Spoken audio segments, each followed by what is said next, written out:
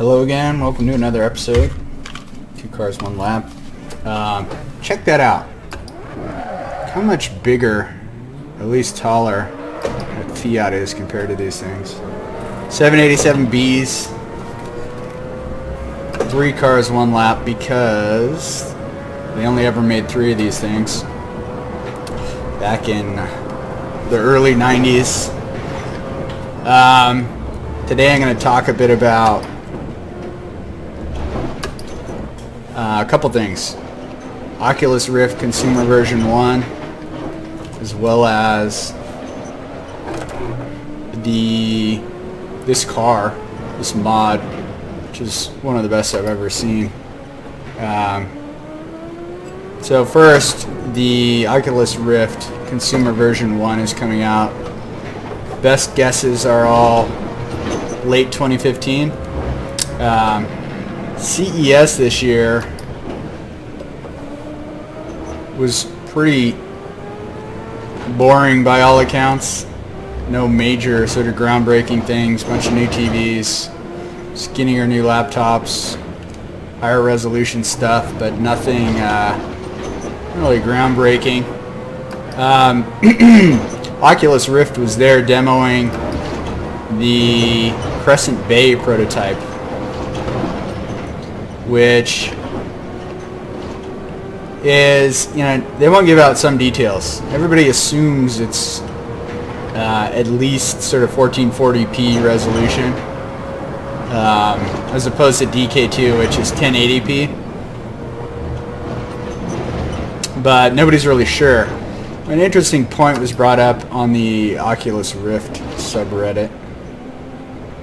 Somebody said, maybe it's 1080p, but they've improved the optics, the screen to RGB instead of pentile, and a bunch of other things, so that it's just the whole package is much better, even though the resolution hasn't improved. So I'm actually, I kind of bought that argument actually. Hopefully it's higher than 1080p, but if they can make it look really good at 1080p, then it's less GPU you're going to need to have a decent experience. So, but no new real news on the CV1. A little more confirmation on the date. They didn't deny it was 2015, so that counts for something. Also, I saw the Darren Ganji review. One thing I wanted to point out, I think he complained a lot about the judder. What I've found is that the judder isn't a result of some problem with the head tracking camera. Most of the head tracking is done by sort of gyroscopes inside the Rift. Anyway, it's a result of having your graphics settings turned up too high. You really need a monster of a card to handle this setup. I've even turned down some, and I've got a overclock 970.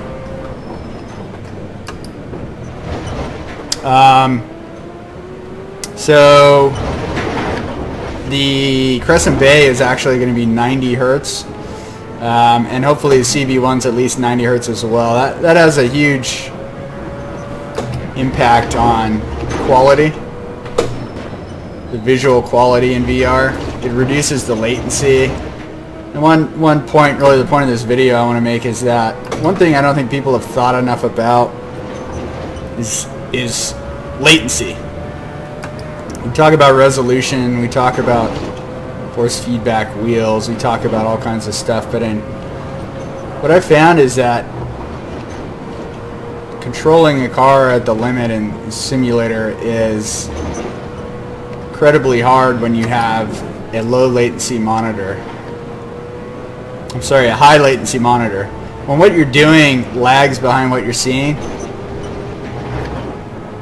it's almost impossible to be fast. Catching, getting the back end to step out like that, trying to catch it when you've got 200, 300 milliseconds of latency is pretty much impossible. So the Rift DK2 is really impressive for me, beyond the obvious 3D and head tracking, but because the latency is just so low on this thing that little twitches like that are completely normal. I mean, I'd even go as far as to say that it impacts how you drive the car. Your driving style will be different if you're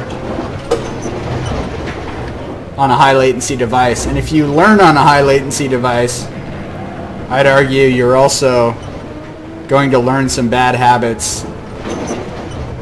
And when you switch to a low latency device, you're going to take those habits with you.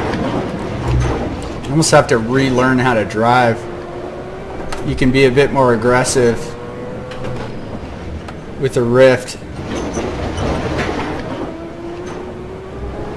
Not to say I won't crash here shortly. If you bear with me, I found a little Easter egg hidden in the Snoopy 1.1 version of this track.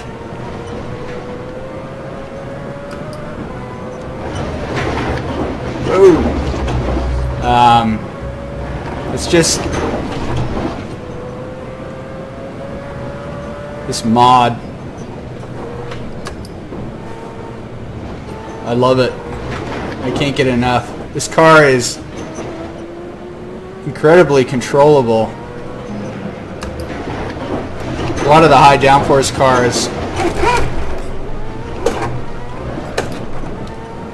are, you know, really prone to snap.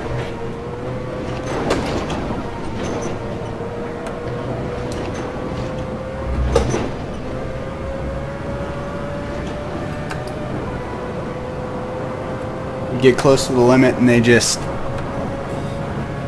break loose and all hope is lost. Alright, I'm gonna let this guy go by. Found something kind of interesting. He's just driving around in the pit area here.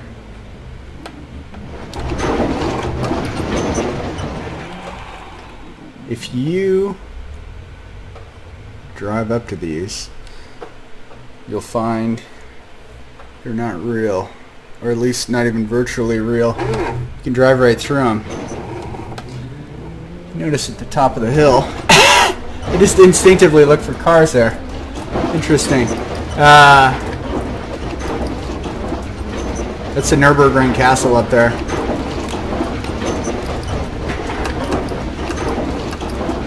You can actually drive up there. This road looks paved, but it's really obviously dirt. It's just a road texture. Dirt from a physics perspective.